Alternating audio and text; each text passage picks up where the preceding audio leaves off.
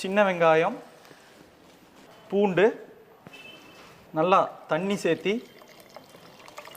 இதை நல்லா கையில் போட்டு கூட கருவேப்பிலை, கொத்தமல்லி இலை இருக்கிறதுலையே ரொம்ப குயிக்காக பண்ணுற சிம்பிள் ரெசிபி.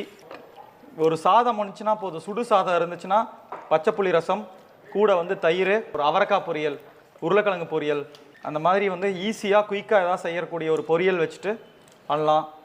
எக்கு வச்சு சாப்பிட்லாம், சிக்கன் சாப்பிட்லாம், ஃபிஷ் சாப்பிட்லாம், சூப்பராக இருக்கும். Very very easy and fast recipe. அந்த சின்ன வெங்காயம் பச்சை மிளகாவோட வாசம் பச்சையாக, அதுக்கப்புறம் மிளகு சீரகம் பூண்டோட வாசனை, லைட்டாக பெருங்காயத்தூள்லாம் சேர்ந்து ஒரு அட்டகாசமான அதிபயங்கரமான சூப்பரான பச்சைப்புளி ரசம் தயார். இந்த 2 ரசத்தையும் நீங்கள் வீட்டில் ட்ரை பண்ணி பார்த்துட்டு